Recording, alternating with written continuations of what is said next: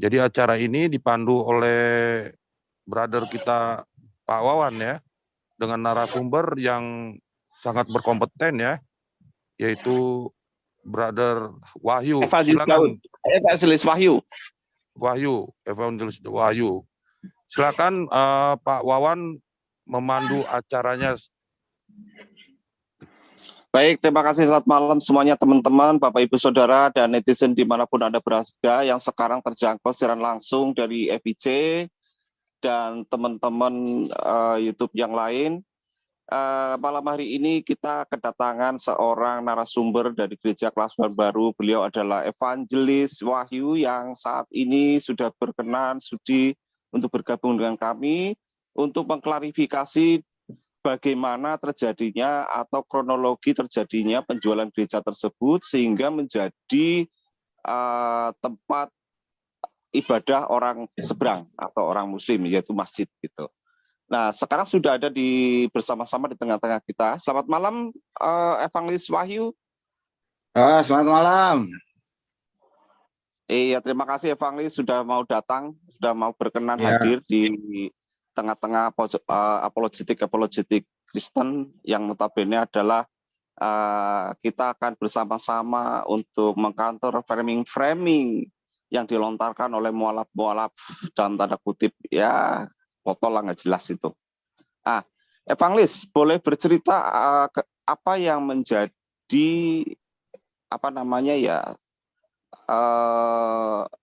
ide atau dari penjualan gereja itu, mengapa gereja itu dijual gitu? Mungkin Evangelis bisa menjelaskan gitu secara runtut gitu. Silakan Evangelis. Ya, sebenarnya gereja ini udah gereja lama ya, gereja tua, sudah sejak tahun 80-an gereja itu ada di sana. Ya, tetapi dalam perkembangannya memang pertumbuhannya ini tersendat, cenderung semakin lama tidak kelihatan berkembang, dikarenakan satu, tempatnya yang berdekatan dengan gereja induk. Jadi gereja Gentan ini dekat dengan gereja Kerasulan Baru induk yang jaraknya itu hanya sekitar berapa ya, 4 kilo mungkin dari situ. Sehingga banyak jemaatnya itu yang kemudian kembali ke gereja induk. Kemudian juga kaum mudanya banyak yang kemudian merantau karena ini gereja di pinggiran, gereja di Klaten, tapi Klatennya itu sudah berbatasan dengan Gunung Kidul, Yogyakarta. Sehingga dengan demikian memang anggotanya lama-kelamaan itu habis. Singkat cerita, terakhir tercatat itu tinggal 4 orang. 4 orang itu saja, yang 2 pemuda itu sudah merantau. Nah, dalam kondisi yang demikian, setelah dievaluasi oleh pemimpin pusat Gereja Kerasulan Baru, akhirnya diambil keputusan demi efisiensi pelayanan, maka kemudian gereja ini ditutup. Ibadah penutupan itu sudah dilakukan semenjak sebelum pandemi. Sehingga pada saat gereja-gereja itu streaming, ya gereja itu kan pernah ya namanya tempat ibadah tidak diizinkan digunakan. Nah pada saat itulah gereja itu sudah nggak dipakai lagi. Ada ibadah khusus penutupan yang kemudian dilanjutkan dengan mengangkut beberapa mebeler, simbol-simbol yang ada di dalam. Nah, yang di luar ini memang lupa karena tempatnya itu simbolnya itu di atas tinggi. Kita pengennya kapan-kapan, akhirnya lupa. Dan pikiran kita juga begini, karena gereja itu nanti aset gereja itu nanti akan dijual juga ke gereja, ya kita santai-santai sajalah. Nanti kalau sudah dekat nanti kita turunkan dan lain sebagainya. Karena memang yang kita tawarkan itu kepada gereja-gereja. Itu jadi awal mulanya seperti itu. Jadi misalnya dikatakan bahwa anggotanya kemudian berpindah dan lain dalam artian pindah agama itu enggak ada. Itu semua enggak ada. Memang anggotanya memang enggak ada ya. Jadi yang kita jual itu bangunan bekas gereja. Itu kita sendiri mengatakannya sudah bukan gereja. Evangelis Wahyu, saya potong sedikit ya, mohon maaf.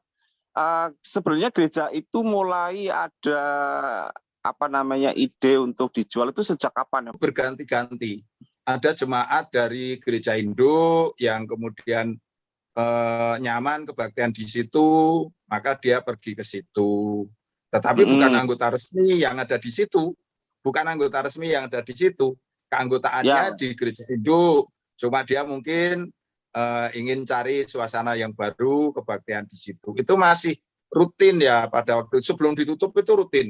Minggu dan Rabu itu digunakan sebagai ibadah. Tapi saya katakan ketika pandemi melanda itulah awal mula kemudian bertepatan mungkin ya. Begitu ditutup ternyata pemerintah juga mengeluarkan aturan tidak boleh ibadah di gereja. Kita harus daring itu ya. Ibadahnya streaming ya.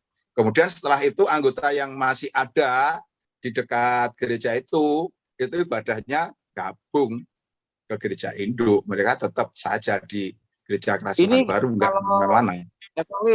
Kalau kita bicara gereja induk, di situ kan ada gereja Mawen, ada gereja mana lagi? Purung ya kalau nggak salah ya. Nandong. Nandong. Nah, itu yang disebut gereja induk itu yang Mawen ya atau yang mana? Yang Mawen, ya, yang anggotanya yang banyak itu. Yang Mawen ya. Yang Mawen ya. Oke. Evanglis setelah ditutup, terus mungkin kan ada selentingan mau dijual. Lalu kira-kira siapa saja yang sudah pernah menawar atau bertanya kepada pihak yang diberi kuasa jual oleh gereja? Lalu misalnya kenapa kepada penawar pertama, kedua, ketiga, keempat belum dikasih gitu misalnya. Itu bagaimana Evanglis? Bisa dijelaskan? Ya, kita gereja menawarkan ke gereja-gereja yang ada di sekitar ya. Itu dengan memberikan harganya sangat murah itu karena memang kita harapannya biar itu bisa dipakai pelayanan pagi. Harganya tidak saya sebutkan, nominalnya itu murah. Tetapi di dalam pembicaraan beberapa gereja itu berminat melakukan pendekatan, penawaran, tapi tidak sampai pada titik temu. Misalnya ada yang mengatakan kalau diangsur boleh enggak. Nah, itu pemimpin pusat enggak setuju. Ada yang mengatakan begini, kalau dikontrak dulu gimana, saya bayarnya besok. Nah, pemimpin pusat juga tidak setuju. Kemudian ada yang sangat bersemangat. Sampai survei ke sana dan lain sebagainya, lihat-lihat, setuju. Tapi berjalannya waktu menjadi ragu-ragu. Karena dia punya pikiran, nah ini nanti kalau saya beli kira-kira bisa dipakai lagi untuk gereja atau tidak. Nah, yang seperti itu. Sampai akhirnya datanglah orang yang namanya... Saya dengar katanya dari pihak pemerintah desa juga menawar gitu untuk kegiatan. Oh iya. Gimana itu? Pemerintah desa itu menawar mau dibeli buat bagian dari kantor desa. Cuma tawarannya memang sangat rendah ya, dari sisi nominal itu tidak disetujui oleh pihak gereja. Memang kita nggak mencari profit, cuma itu memang sudah ditawarkan sangat murah. Tapi ya biasa orang kalau mau beli kan ya misalnya sudah ditawarkan murah, tetap saja mereka menawar dengan harga yang lebih murah lagi. Nah itu akhirnya belum tercapai kata sepakat. Terus datanglah yang orang yang bernama Matias itu. Ya, yang orang itu gini. Silakan ya. Gini ya. Silakan. Matias itu datang langsung ke lokasi ke gereja Gentan, bertemu dengan saudari yang biasa membersihkan gereja itu. Ya, tentu saja saudari ini tidak bisa memutuskan. Dia menyampaikan kepada saya karena saya juga tidak kenal orangnya. Ya, dan juga saya masih terikat pembicaraan dengan gereja yang lain, ini saya diamkan. Tahu-tahu orangnya ke kantor cabang yang di Jogja. Mengatakan maksudnya untuk membeli gereja itu. Dilihat KTP-nya itu jelas, KTP-nya Katolik. Yang di kantor cabang yang di Jogja juga nggak bisa memutuskan, suruh menemui saya. Nah, ketika menemui saya katakan ya kami masih terikat dengan pembicaraan yang di depan. Nah, karena pembicaraan yang di depan itu menjadi ragu-ragu, akhirnya kami membuka penawaran. Nah, dia yang langsung nyaplok itu. Langsung menghubungi saya, datang ke rumah. Datang ke rumah saya. Nah, kronologinya Pak. Dari pertama ya, kronologinya di pertama itu orang datang sampai dia bayar gitu. Silakan Pak Evangelis. Ya, setelah dia datang, saya ini dihubungkan dengan seseorang yang namanya Pak Budi. Itu katanya pendeta, saya nggak tahu. Ya, pembicaraan akhirnya sampai kepada... Namanya siapa Evangelis? Namanya siapa Evangelis? Budi. Budi. Budi. Pak Matias itu mengatakan itu Budi. Tapi saya nggak tahu siapa namanya. Pembicaraan saya tentang deal harga dengan dia. Ya, intinya, meskipun pihak Pak Matias itu pernah menawar lebih tinggi dari yang pernah yang ditawarkan ke gereja-gereja lain, kami menawarkan apa adanya, tidak mencari harga yang lebih tinggi. Karena pikiran saya itu masih bersih, tanpa prasangka, yaitu kan mau dipakai buat pelayanan. Orangnya yang mau beli juga sesama saudara seiman, KTP-nya jelas. Saya bahkan pernah sampai bertanya, ini besok gereja yang mau beli itu gerejanya apa? Dia sebutkan nama Gereja Kabar Baik. Saya komentarnya begini, oh berarti besok gereja itu singkatannya tidak akan berubah. Semula Gereja Kerasulan Baru menjadi Gereja Kabar Baik, sama-sama GKB. Nah, itu betul. bicaraannya sampai di situ. Akhirnya disepakati harga.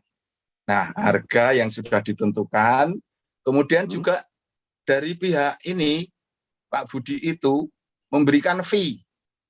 Ada fee sejumlah uang, 10 juta, yang 5 juta untuk Pak Matias, yang 5 juta mau diberikan kepada saya. Saya tolak, di tempat kami tidak ada sistem seperti itu, Pak. Kalau memang Bapak mau ngasih fee ke saya tetap laporkan ke gereja. Biarlah nanti penyikapannya langsung dari pihak gereja. Setelah saya sampaikan kepada pengurus gereja memerintahkan agar fee dimasukkan sekalian.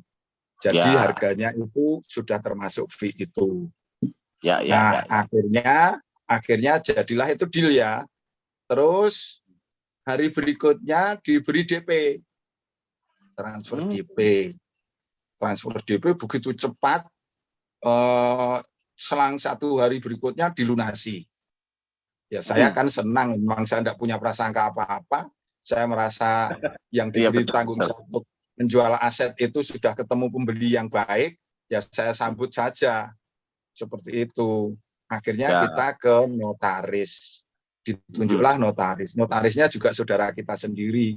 Notarisnya itu orangnya sangat baik, saudari kita sendiri. Di sana terjadi yang disebut perjanjian jual beli yang kita tanda tangani. Yang kata notarisnya begini, ini bukan akta jual beli, Pak.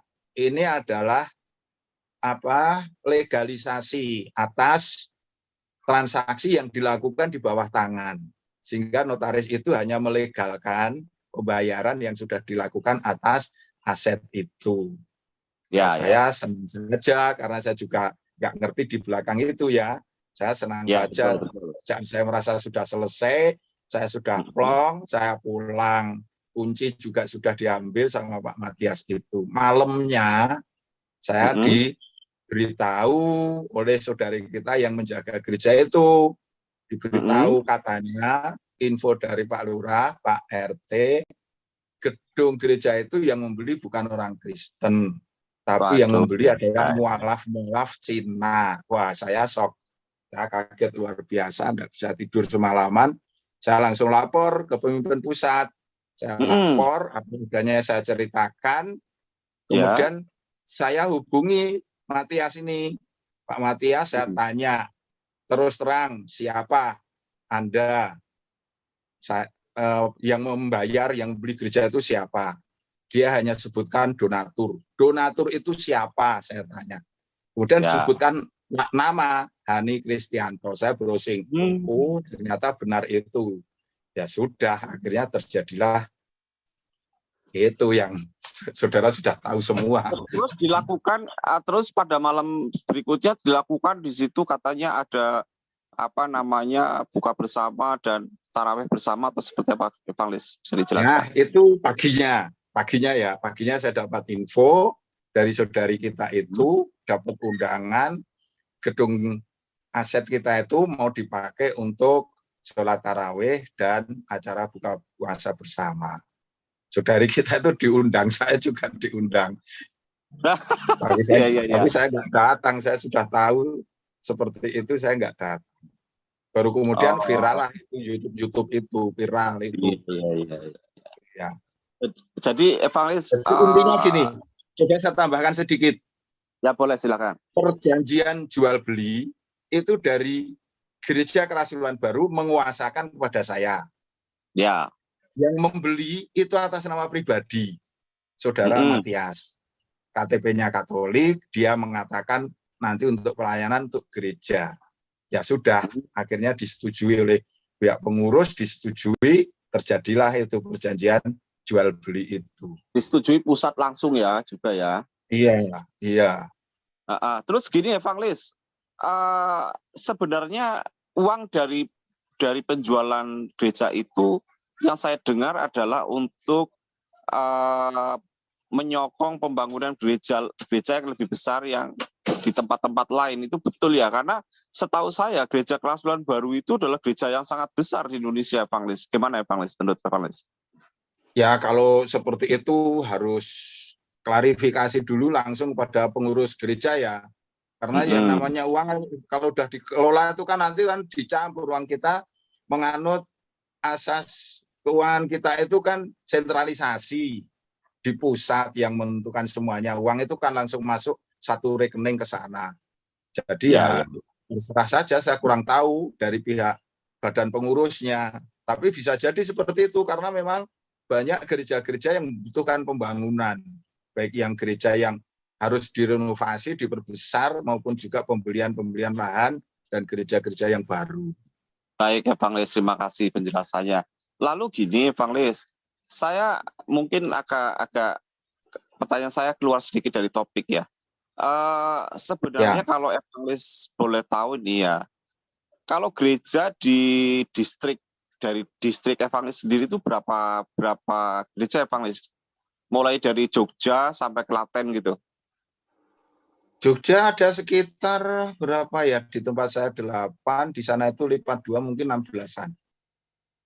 Luar biasa juga itu, banyak itu 16 gereja. Saya awal mulanya kalau yang sebelumnya ya saya melayani Mawen, Ngantong, Klaten, Cetane itu Kurung, terus ada di Wonogiri itu Giri Tontro, ada di Sragen, kemudian satu lagi yang ada di Kartosuro, Bokajen.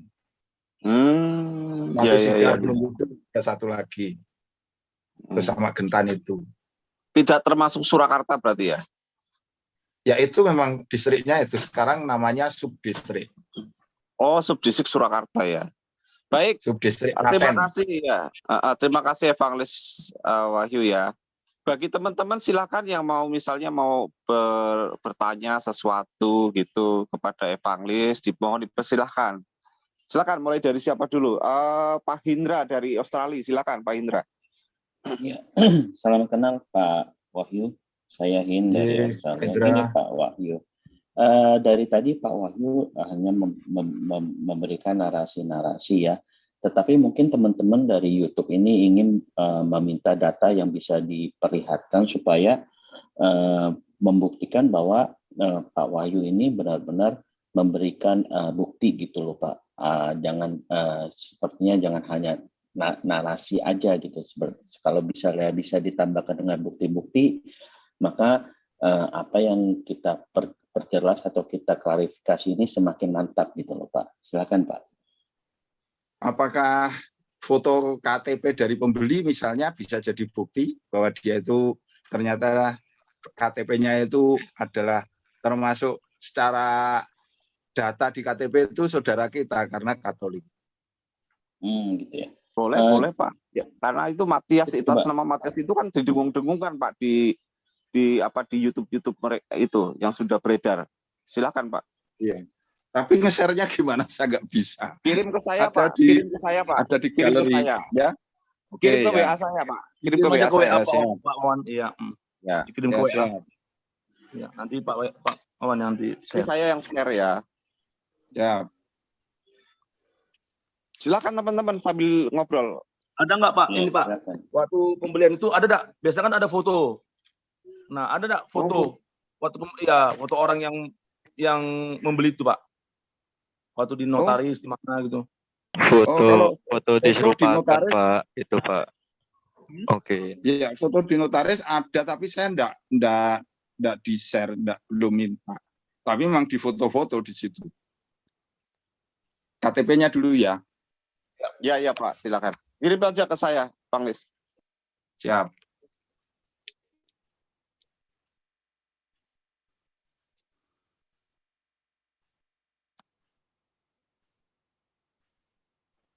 Ya, Pak Oli, lanjut Pak Oli.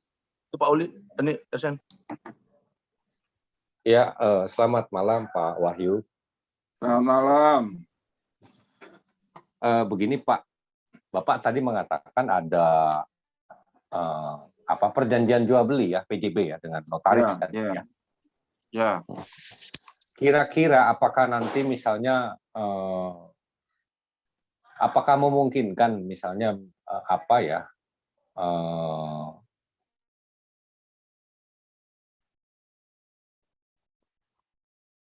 Halo.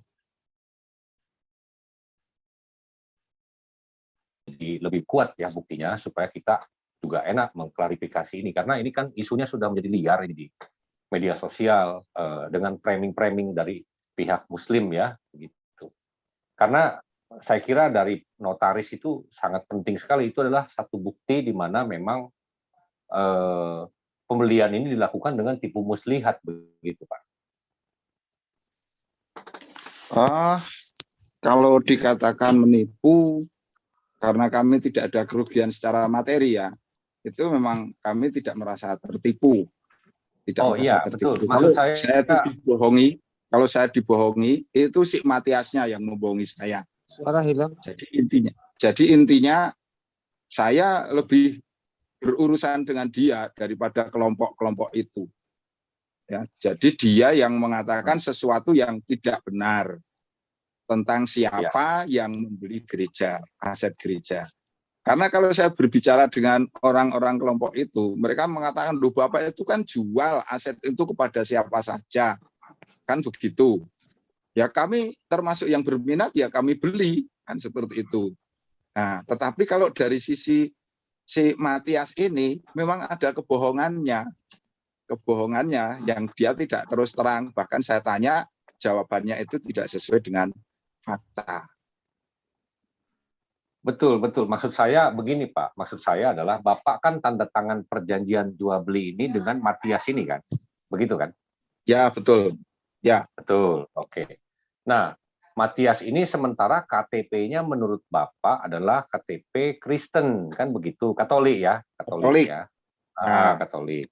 Nah, tetapi pada akhirnya gereja ini diserahkan ke tangan Muslim kan begitu, para mualaf itu. Ya. Nah, ini kan sesuatu rangkaian ada kebohongan di sini. Ini yang yang seharusnya kita bongkar begitu loh. Maksud saya, jika misalnya bisa ada berkas tentang bagaimana perjanjian jual belinya dari notaris itu semakin bagus, semakin kuat. Memang dalam hal transaksi tidak ada penipuan, tetapi penipuannya bukan soal transaksi, Pak, tetapi cara membelinya gitu loh. Ya, itu ada ya. Surat yang namanya perjanjian jual beli itu dibuat rangkap 3. Satu diberikan saya sebagai penjual, satu diberikan kepada Matias sebagai pembeli, satu ada pada notaris. Ya itu ada. Kami pegang, sampai sekarang masih saya pegang. Itu saya jualnya kepada pribadi, bukan pada organisasi, bukan pada kelompok, kepada orang yang namanya Matias itu. Itu ada. Oke. Kalau sekiranya izin ini Pak, saya sudah dapat ini ya, fotonya sebentar. Foto KTP sebentar, dari Pak Wawan. Tapi Pak Wawan, KTP-nya jangan dulu Pak Wawan, sebentar. Takutnya ntar kena strike teman-teman. Sebentar Pak Wawan. Oke. Untuk share KTP itu jangan dulu Pak. Saya makanya lebih ke prepare untuk ke surat perjanjian jual beli itu daripada fotokopi KTP. Karena Ya, fotokopi KTP di-share seperti ini itu nanti ada deliknya, Pak, ada undang-undangnya. Ya, Evangelis, mohon diketahui bahwa Pak Oli ini ya sedikit banyak ya mengenai hukum tahu beliau, Pak Evangelis. Jadi silakan Pak Oli, silakan. Ya, maksud saya tadi ya.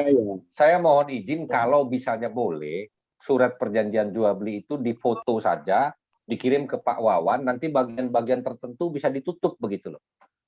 Kita bisa perlihatkan itu daripada KTP, karena kalau KTP itu data pribadi seseorang, terlepas dari itu asli atau tidak, itu bisa nanti kena undang-undang delik gitu. Jadi itu saya kira itu tidak bagus ya begitu.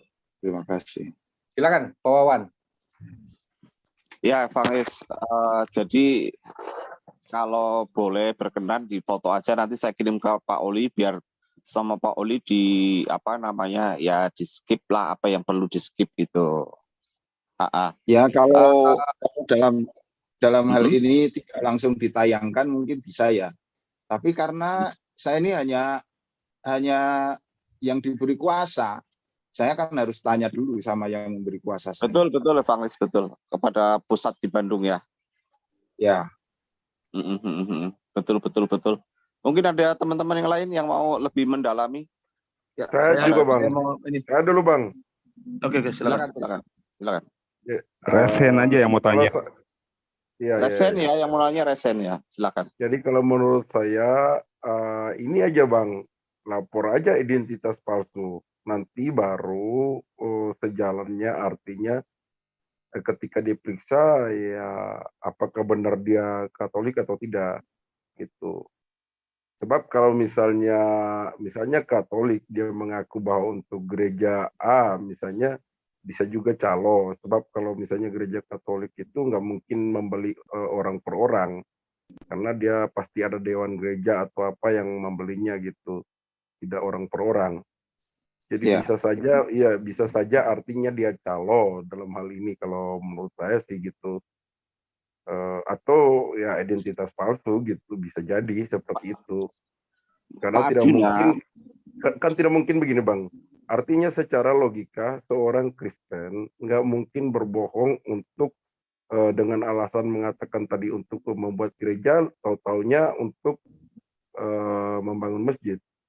Kalau dia tahu seperti itu, artinya dalam hal ini kalau menurut pemikiran saya pasti dia tahu. Karena itu lapor aja identitas palsu dulu gitu.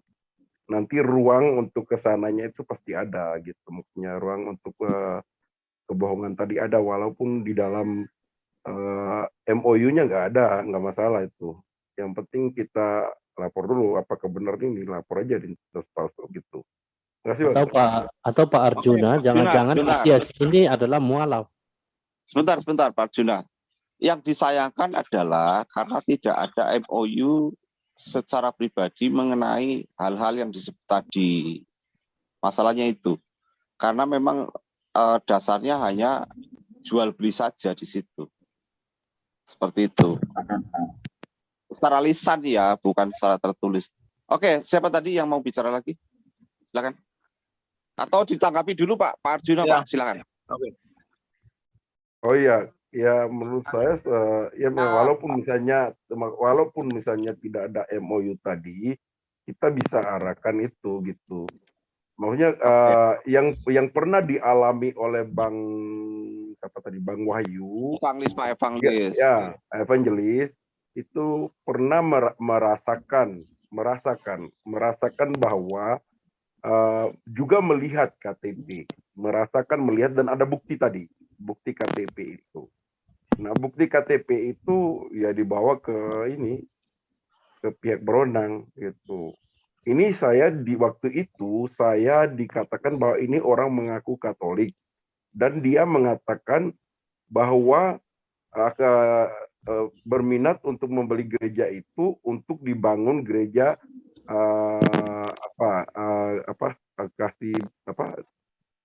kasih apa tadi? GKB juga yang sama. Namun dalam perjalanan ternyata dia membohongi saya. Berarti ini identitas palsu. Jadi saya mau lapor identitas palsu. Itu aja. Gitu. Kalau menurut saya sih seperti itu. Oke. Ya. sudah bisa ditangkap maksudnya. Evangelis, apakah ada secari kertas lah yang menyatakan bahwa memang benar akan dibeli untuk ini dan itu gitu, Evangelis? Gimana, Evangelis? Saya ingin klarifikasi. Suaranya kurang keras, Evangelis. Agak dekat. Yang pertama, saya klarifikasi yang pertama. Saudara Matias ini tidak pernah menyangkutkan pembicaraan dengan gereja Katolik. Nggak pernah. Yang dia sebutkan adalah gereja Kabar Baik yang saya nggak tahu itu dia dapat istilah itu, nama itu dari mana. Dia sebutkan itu. Tapi dia nggak pernah menyangkutkan dengan gereja Katolik. Bahwa dia itu KTP-nya Katolik, jelas. Karena itu dipakai untuk perjanjian jual beli, persyaratan. Tapi apakah dia itu Katolik beneran atau bukan, saya tidak tahu. Iya, makanya saya katakan tadi, lapor aja identitas palsu. Karena tidak ada MOU tadi, dilapor aja identitas palsu. Karena identitas palsu itu berat juga hukumannya tuh. Ada delik, ada pasalnya tuh. Cuma dasar hukumnya kita kan tidak ada ya, Pak. Masalah dasar hukum dalam hal ini adalah yang untuk melaporkan itu harus ada bukti dulu. Karena kalau tidak ada bukti lah, satu atau dua bisa dilaporkan. Ya. Kan begini Bang, identitas palsu itu dalam histori ceritanya itu dia kan pertama menunjukkan KTP itu. Yang satu hal logikanya begini Bang, logikanya seorang Kristen itu, baik Kristen Katolik, Protestan ataupun Kristen apa aja, dia nggak mungkin berbohong, itu pertama dulu. Dan nggak mungkin dia tahu bahwa itu tujuannya untuk membangun masjid, nggak mungkin dia melakukan itu. Gitu. Bisa jadi gitu maksudnya saya seperti itu. Tapi masalahnya jadi begini, bagaimana saya motong ya, bagaimana jika ternyata memang orang itu tadinya Katolik betul, tetapi sebetulnya dia sudah jadi mualaf misalnya. Kan artinya dia, tapi kan enggak masalah. Berarti kenapa Anda menunjukkan KTP itu ketika tujuan Anda mengatakan bahwa ini untuk dibangun gereja GKB. Tapi itu tidak menjadikan KTP palsu, bro. Oh, ya, itu tidak bisa menjadikan KTP palsu. Positif nggak itu. Bisa itu menjadikan KTP palsu, ya. Pak. Itu nggak ada dasar hukumnya, Pak. Bukti positif ya itu kan, KTP itu. KTP palsu itu artinya begini loh, KTP palsu itu artinya NIK-nya tidak terdaftar di Dukcapil, Pak. Itu KTP palsu. Jadi palsu di sini definisinya harus jelas dulu. Kalau misalnya orang tadinya beragama Katolik, ya, lalu dia pindah dalam perjalanannya dia pindah jadi mualaf, itu tidak serta-merta jadi KTP palsu begitu loh. Jadi dasar hukum maksud saya juga bisa begini Bang, artinya di cross check maksudnya, biar di cross check sama kalau di cross check itu bisa, tapi kalau dilaporkan itu rasanya gegabah begitu. Ya, maksudnya Pauli, saya tengahi Pauli. Ini masalahnya dari pihak Evangelis itu memang tidak ada kekuatan hukum untuk melaporkan karena nggak ada yang tertulis di situ. Ya, MOU yang tertulis gitu loh. Mungkin memang tidak ada begini ya. Gimana, Pauli? Maksud saya begini, memang ini tidak ada kekuatan hukum untuk melaporkan apa-apa, tetapi masalahnya kita kan mengklarifikasi karena isu yang berkembang di luar sana kan seolah-olah gereja itu sengaja dijual tanpa tahu latar belakangnya seperti apa kan, isunya kan berkembangnya liar begitu loh. Ya betul. Jadi ada yang isunya mualaf semua gerejanya gitu. Jadi satu gereja mualaf begitu. Itu kan isu yang tidak benar begitu. Maksud saya kalau ada perjanjian jual beli inilah yang ditunjukkan ke publik. Maksud saya begitu. Karena apa? Karena meskipun secara nominal tidak terjadi penipuan, tetapi praktek jual belinya dengan cara menipu, begitu loh. Itu maksud saya tadi. Ini tidak ada kaitan dengan KTP palsu atau lain, gitu loh. Silakan dilanjut saja. Enggak, maksud saya biar di cross check Bang. Oke Pak, sebentar saya tanyakan kepada Evangelis ya. Evangelis. Ya. Apakah Evangelis sudah mengcross check ini benar si Matias ini di mana tempat tinggalnya atau itu bagaimana Evangelis? Saya nggak tahu kalau tempat tinggalnya, yang saya tahu hanya alamat KTP. Ya kembali ya, karena sejak awal saya itu terlalu lugu lah dalam hal ini, terlalu Ya. percaya orangnya baik, penampilannya. Ya. Ya, kita bisa memahami hal itu, Bang Lis. Mungkin ada teman-teman yang lain yang mau berbicara? Ya, saya bisa. Maksud saya begini, Bang. Biar di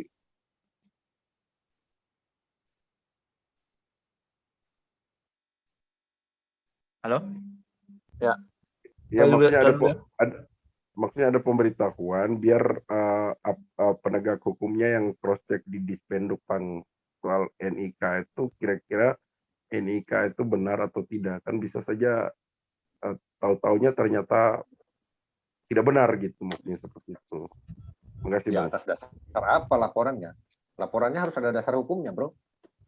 Nggak perlu dasar hukum. Artinya ini Harus ada kan dasar hukumnya, bro. Harus ada dasar hukumnya. jadi Anda berbicara hukum, Anda maksud berbicara saya- undang-undang, bro. maksud saya Enggak begini. Ini live ya, ini live. Jadi jangan asal bicara, gitu loh. Anda bicara Maksud hukum saya- berarti Anda bicara undang-undang, bro. maksud saya begini, Bang.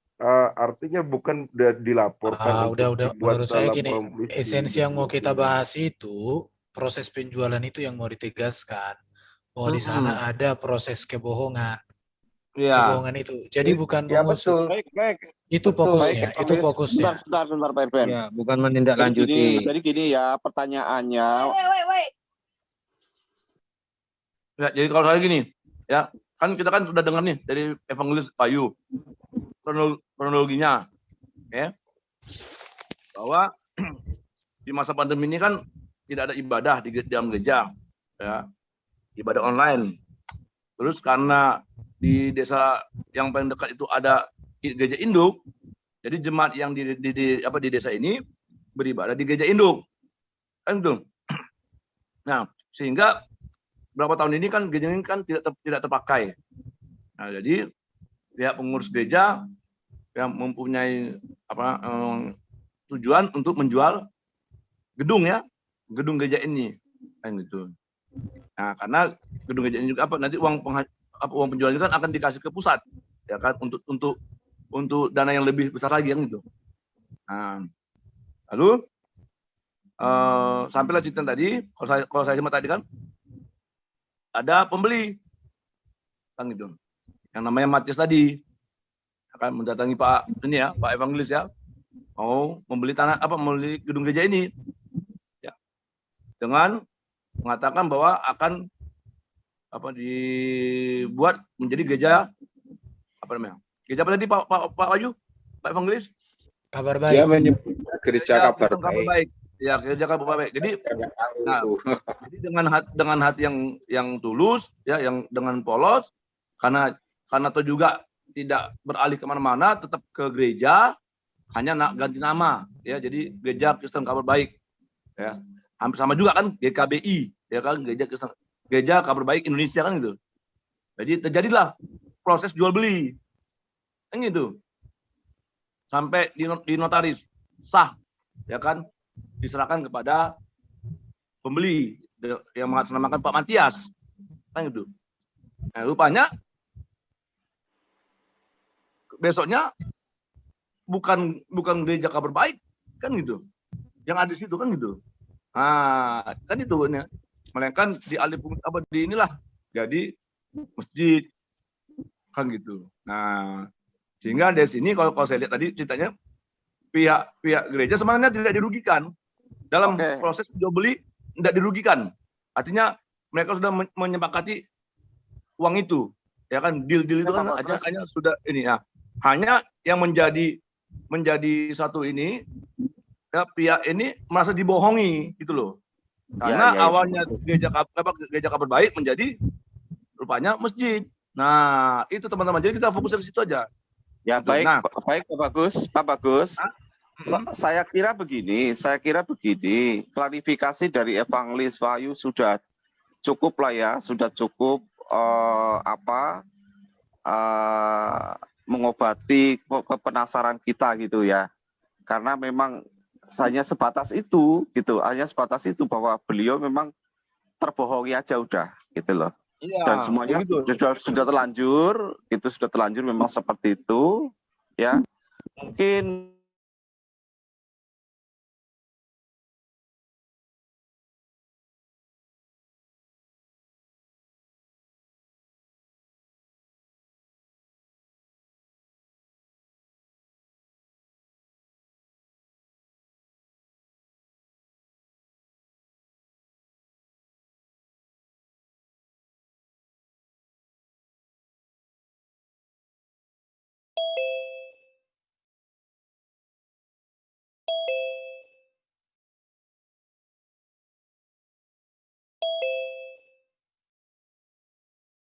Halo? Halo? Tes. Iya, refresh 24 jam ini YouTube-nya. Udah. Memang tadinya memang gini. Tadi saya dapat telepon ya dari Bandung. Seketika lagi si Evangelis bicara. Mas Awan, coba untuk klarifikasinya jangan terlalu panjang untuk calling down karena sedang ditunjuk lawyer dari Gereja Kelahiran Baru. Seperti itu, makanya saya bilang tadi sudah kayaknya cukup gitu ya. Itu memang mau saya close itu loh, Bapak. Oh iya, tunggu nih. Aku mau screening dulu ya. Ini Husain Ali bin Talib siapa nih? Saya NTT itu. Oh iya, siap. Siapa lagi nih? Daud Gunanto 19. Daud Gunanto siapa nih? Itu rasanya Pak Wahyu tadi itu. Oh, Apa tadi mau nanya tadi itu Pak Evangelis? Wawan ini Pak Daud. Di cross check aja, di cross check. Nandar live, bro. Nandar.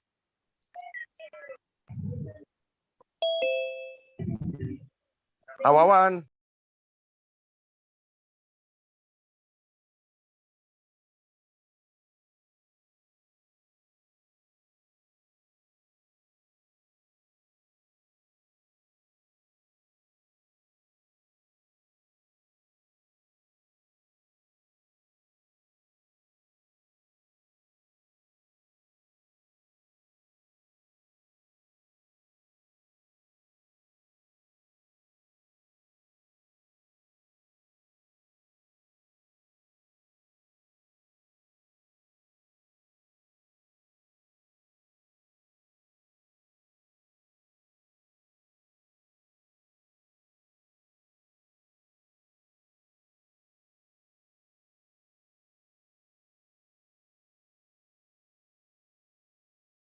Pak, untuk sementara kita cooling down dulu sambil mencari-cari celah, berkonsultasi dengan lawyer.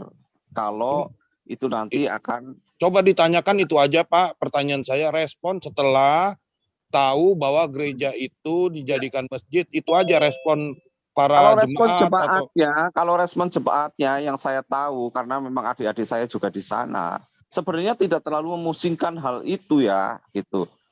Atas penjualan gereja itu gitu loh, karena sudah tahu kronologinya dan bagaimana kejadiannya, untuk apa duitnya dan sebagainya. Mereka juga tahu karena hal ini sudah terjadi dan sebenarnya kalau tidak ada YouTube yang memframing itu juga nggak ada masalah, nggak ada terkejutan dan sebagainya, sebenarnya itu aja.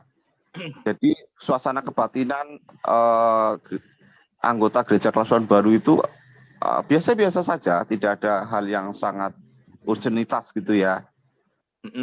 Seperti itu gitu loh. Tapi kalau rasa prihatin karena gereja itu terus dialihfungsikan, itu hanya prihatinnya di situ, sangat memprihatinkan lah gitu. Mengapa harus dialihfungsikan sebagai itu gitu loh, bukan sebagai gereja seperti itu. Tapi ini Pak Wan. Jadi yang kita lihat di sini framing mereka gitu loh. Memang jemaat tidak ada efeknya gitu. Ya, karena jemaat kan tetap ibadah. Sekarang kan ibadah kan di gereja induk.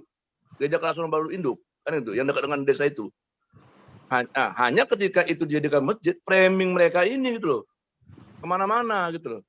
Bahkan ya, kalau salah videonya itu mengatakan bahwa satu gereja itu udah mualaf. Nah, itu Pak. Ya, inilah apa yang menjadi tugas kita ya, untuk mengcounter framing-framing itu setelah kita mendapatkan informasi yang sudah jelas dari tadi Evangelis ya, sudah menjelaskan secara gamblang apa yang terjadi. Sekarang tinggal kita mengcounter mereka saja gitu. Menurut saya seperti itu. Jadi kan dari cerita itu, maaf Bang Erben sebentar ya Bang. Ada apa ya Bang? Jadi dari cerita itu kan pembeli terakhir adalah Katolik ya, yang berKTP Katolik. Bukan Katolik. Saya klarifikasi, bukan Katolik.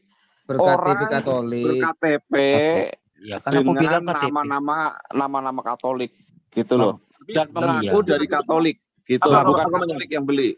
Makanya tadi aku bilang kan, jadi pembeli terakhir adalah ber-KTP Katolik. Jadi isu yang beredar adalah Katolik yang membeli, tapi dijual lagi ke Islam kan gitu toh. Nah ini di live kan toh. Aku mau klarifikasi. Saya selaku selaku umat Katolik. Jadi kekatolikan itu kan dia desentralisasi. Dia harus tetap, kalau tidak romo dia ke keuskupan, kalau tidak ke uskupan dia ke katedral. Setelah katedral baru mungkin ke paus gitu kan. Jadi dia tidak bisa sekonyong-konyong beli gitu loh. Jadi kalaupun isunya yang beredar bahwa Katolik membeli setelah itu dijual lagi ke Islam, itu kan memburukkan ya, maaf ya teman-teman, memburukkan nama Katolikan gitu.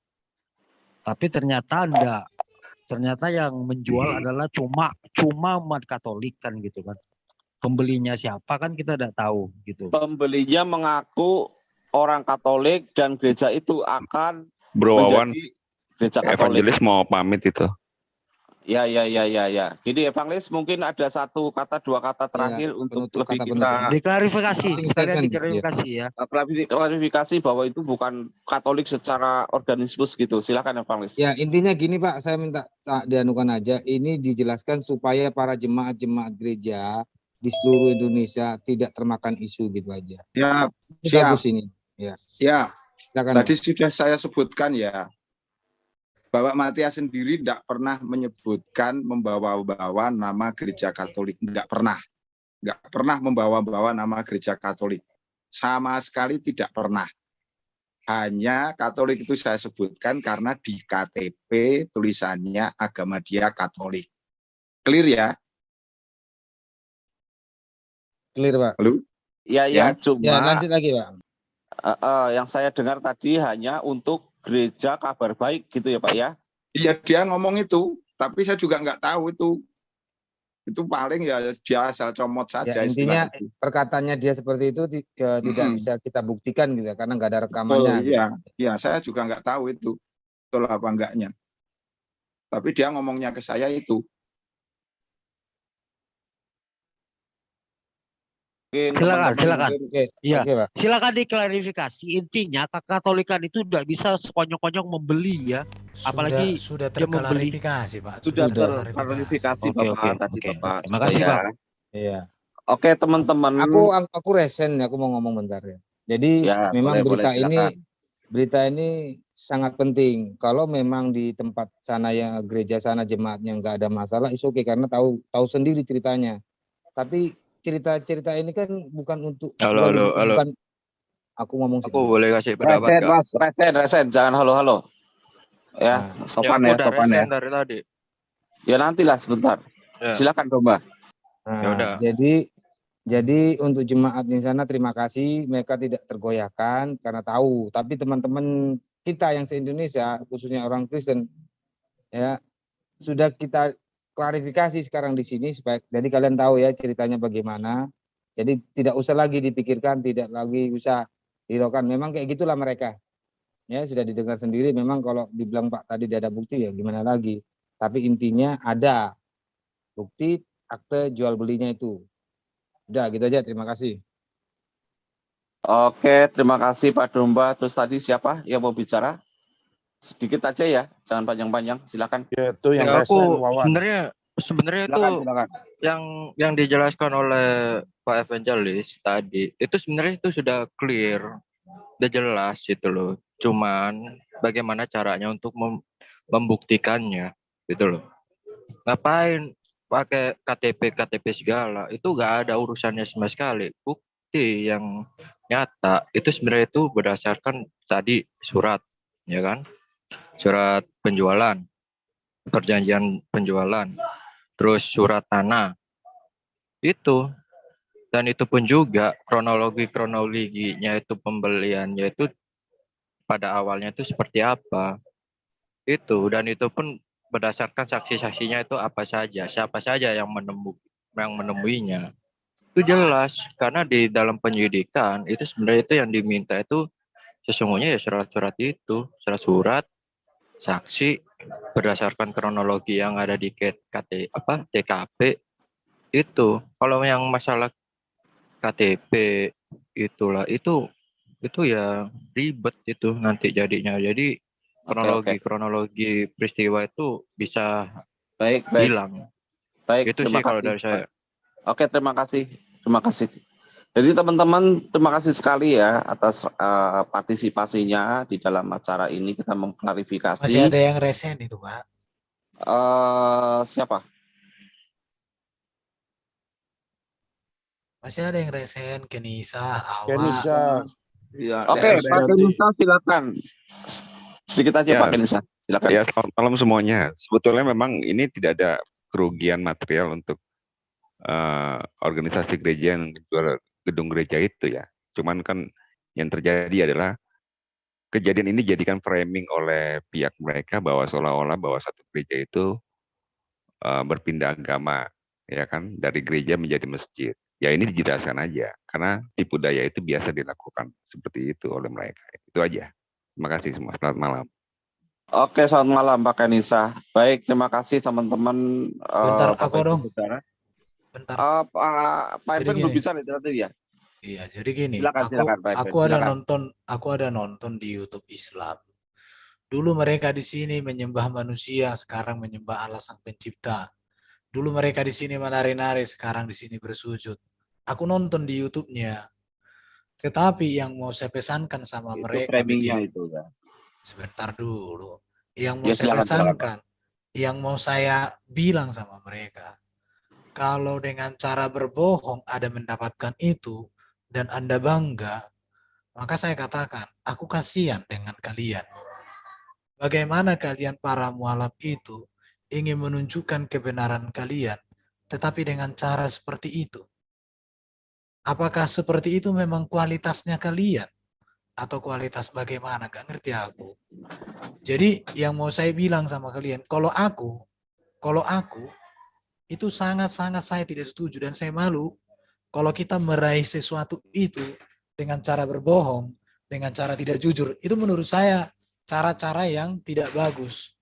Karena itu maka saya katakan bersyukur kita punya Yesus yang mengajarkan. Jika ya, katakan ya. Jika tidak, katakan tidak. Di luar daripada itu berasal dari si jahat, iblis. Jadi intinya di sini yang mau saya pesankan, baik kita orang Kristen juga, mari kita melihat hal ini, bahwa hal ini menunjukkan kualitas para mualaf. Kualitas mereka itu meraih sesuatu itu dengan cara menipu atau dengan cara berbohong. Dan saya berpikir bahwa mereka melakukan ini bukan hanya terhadap Kristen, tetapi mereka lakukan juga terhadap Muslim. Kenapa? Karena mereka juga mengabarkan ajaran Kristen yang bohong-bohongan loh ya. Jadi kalau masalah pembelian gereja saja mereka sudah bohong. Lebih dari situ sudah mereka lakukan. Yang dibahas mereka di YouTube-nya apa? Alkitab. Tapi caranya bagaimana? Kayak setan, kayak iblis. Dipelintir. Jadi apa yang dilakukan ini, kalau mereka viralkan, saya mau katakan, kalian memviralkan kebohongan kalian. Kalian memviralkan kelicikan kalian. Kalian memviralkan segala sesuatu upaya kalian yang salah, tapi kalian anggap itu benar. Itulah kualitas kalian, para mualaf itu. Selamat menikmati kualitas imanmu, para mualaf. Itu aja. Jadi saya katakan inilah kualitas mereka. Jadi gini ya, mungkin kuliah di channel-channel saudara kita itu mereka bangga loh. Gereja mualaf, gini begini katanya. Tetapi setelah Pak Wahyu Evangelis menjelaskan di sini, maka saya katakan, aku malu dengan sikapnya itu. Aku malu. Kenapa? Karena saya menjunjung tinggi kejujuran. Saya menjunjung tinggi kebenaran. Bukan cara-cara bohong, bukan cara-cara pengecut. Bukan cara-cara licik. Oke, silakan. Roedo masih resen itu. Baik, Pak Justin, silakan Pak Justin. Masih ada waktu. Iya, silakan Pak. Oh ya, oke ya. Jadi saya mau share screen, bisa? Boleh Pak, boleh. Silakan, admin, silakan. Udah di-allow belum? Co-host, silakan jadikan co-host Pak Jasin. Langsung aja bisa Pak, bisa. Di-allow aja, nggak usah co-host. Ya langsung Pak Jasin, langsung. Ya. Jadi saya kalau saya sih tidak mau membahas Saya kira gini, apakah Pak Jasin butuh tanggapan dari evangelis atau tidak? Enggak. Kalau tidak mungkin gini, karena ini kan sudah malam ya. Jadi misalnya Pak evangelis mau misalnya mau beristirahat, saya kira udah cukup ya teman-teman ya klarifikasinya ya. Ya cukup. Kalau Bapak mau istirahat silakan lah. Iya. Kita harus tahu kondisi orang. Beliau dari kemarin itu capek ya ngurusin yang kita tanyakan ini gitu loh. Silakan Evangelis, mungkin ada satu kata dua kata yang mau disampaikan sebelum live dari Zoom ini. Oke ya, terima kasih rekan-rekan semua, saudaraku semua atas kesediaannya untuk ikut mendukung pergumulan yang saya alami. Menurut saya ini bagian dari Jumat Agung saya yang berkeinginan melayani Tuhan dengan sebaik-baiknya, akhirnya harus mengalami ya katakanlah misalnya ini nasib sial, ya nggak apa-apa, saya lagi sial, urusan saya nggak seperti yang saya harapkan. Tetapi saya yakin Tuhan tidak meninggalkan saya. Tuhan menyertai saya dan saya selalu berdoa. Amin, Pak. Pasti itu, Pak. Bahkan untuk mereka-mereka yang berseberangan pendapat dengan saya berusaha dengan tulus mendoakan mereka agar mereka juga mendapatkan kasih dan kemurahan Tuhan. Oke, saya mohon pamit ya. Terima kasih Evangelis ya. Kalau mungkin nanti ada sesuatu yang jaga kesehatan Pak, udah santai Pak, udah dimakan semua kok. Ya. Jangan kapok Evangelis. Terima kasih. Salam buat keluarga. Nanti kalau ada telepon-telepon lagi Pak. Ya. Kalau ada yang telepon bilang aja tonton di channelnya Apologet, banyak sudah saya jelaskan semua di situ. Gitu aja biar Pak nggak capek jelasin. Oke ya, terima kasih. Tetap semangat Pak semuanya. Selamat malam Evangelis, salam sehat buat keluarga semuanya, salam. Ya, sampai jumpa. Lanjut ke Pak Edo tadi. Oke, Pak Jasin silakan Pak, silakan dilanjutkan Pak. Ya, makasih teman-teman. Jadi kalau saya sih tidak pada posisi ingin membahas yang masalah yang internal gereja kerasulan ya terkait kasus ini. Jadi kalau saya lebih kepada membahas yang apa yang Edi Prayitno lakukan melalui kanal YouTube-nya. Jadi kita di sini kan menggunakan pendekatan atau melalui sesi apologetika ya. Jadi memang saya pribadi merasa bahwa ada framing keji yang dilakukan Edi Prayitno tentang keberhasilan dalam tanda kutip islamisasinya. Ya.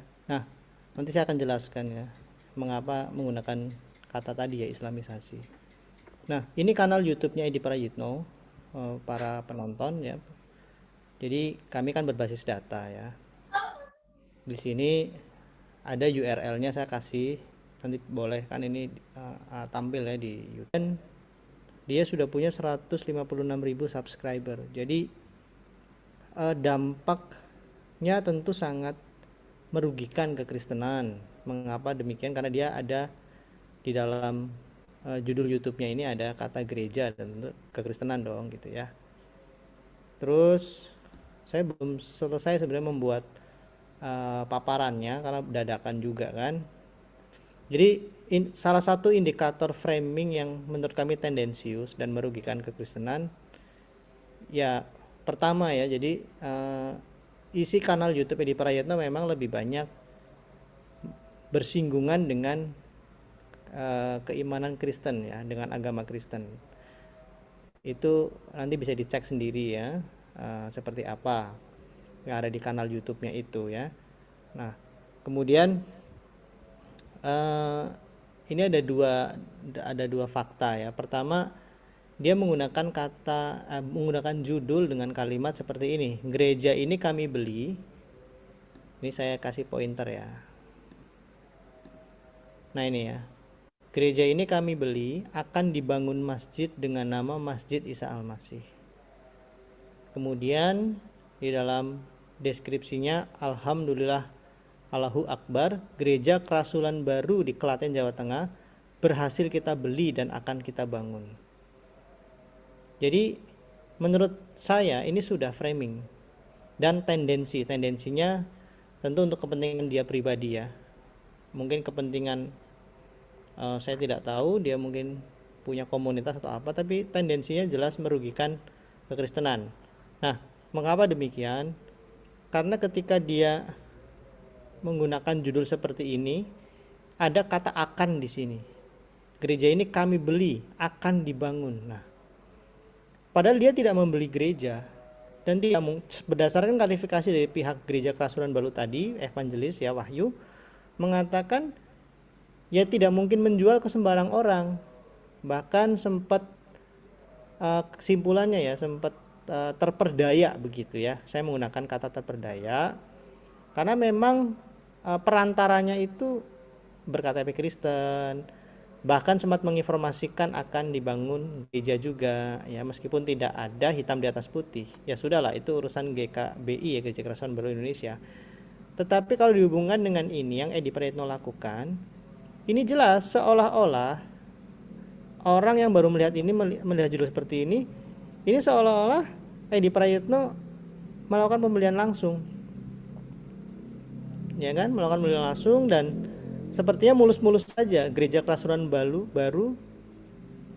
menjualnya. Menurut saya sebenarnya ya, ini kalau dihubungkan dengan yang klarifikasi tadi, kalau saya pribadi ini sebenarnya sudah masuk ke unsur tindak pidana yang dilakukan oleh Edi Prayitno menurut saya. Tapi ini saya tidak membahas itu menjadi urusan Gereja Kerasulan Baru.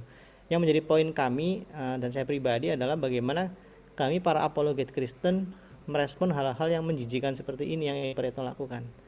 Ini kan keji dan menjijikan gitu ya.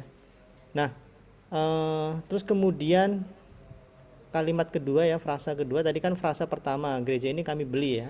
Dia tidak menjelaskan, bahkan dalam videonya tidak menjelaskan prosesnya secara fair. Frasa kedua, akan dibangun masjid dengan nama Masjid Isa Al-Masih. Ya whatever lah.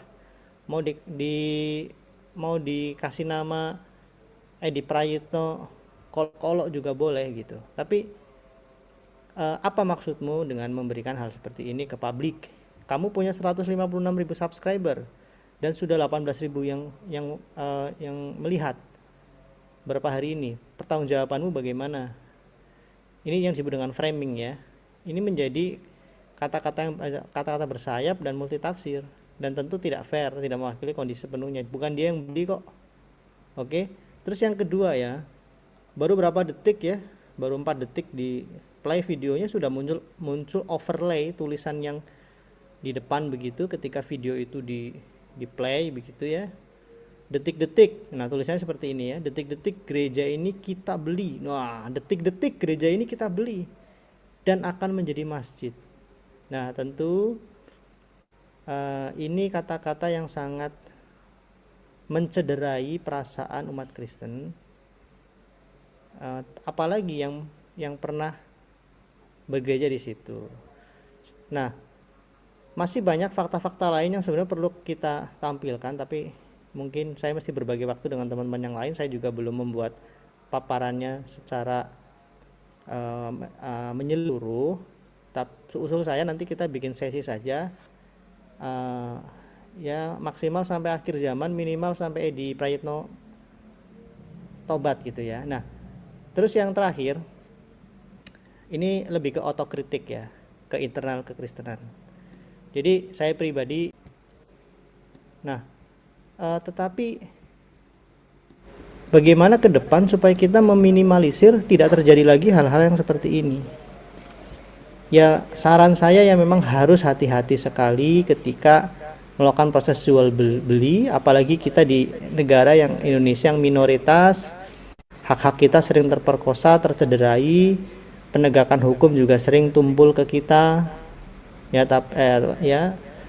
tajam ke kita tapi tumpul ke pihak mayoritas. Nah, ini harus kita waspadai ya. Meskipun tidak bisa kita hindari lah. Makanya Apologetika Kristen hadir untuk melakukan pembelaan dan penggunaan hak jawab di Indonesia ini. Nah, yang terakhir lah ya. Ini kritik kepada Edi Prayitno ya. Maksudnya di mana nilai-nilai keislamanmu gitu kan? Apakah dengan cara seperti ini kamu menambah pahala, melakukan fitnah keji, melakukan framing tendensi dan sebagainya? siapa yang kamu teladani sehingga kamu seperti ini? Kalau kami tidak pernah punya niatan dengan cara seperti ini membangun kekristenan. Dan ini karena Yesus Kristus Tuhan kami memang tidak pernah memberikan contoh yang seperti ini. Bahkan Yesus Kristus tidak pernah menghalalkan darah sesamanya, tidak pernah mengkafir-kafirkan orang. Jadi mari Pak Edi Prayitno, saya pikir kalau Anda tidak bertobat, ya saya pikir nanti di masanya engkau akan berhadapan dengan hakim yang adil. Terima kasih Pak Moderator dan rekan-rekan. Tapi gue yakin Edi Prayitno akan dipermalukan Tuhan. Baik Pak Justin, terima kasih. Kepada host, ini mau diteruskan live atau dipotong? Atau mau diteruskan dengan diskusi yang lain? Silakan. Oke, kita closing aja ya acaranya dulu ya. Baru nanti kalau ada tema baru kita live-in. Ya, terima kasih channel-channel Kristen yang melive-kan acara ini. Ya, ya begitu ya. Tadi kita sudah dengar dengan narasumber yang berhubungan langsung ya dengan pembeli ya, yang mengatakan yang tadi kita sudah mendengarnya. Terima kasih. Malam ini kita selesaikan acara klarifikasi ya, acara klarifikasi. Terima kasih untuk narasumber dan Brother Wawan yang memandu acara. Demikian. Shalom. Shalom.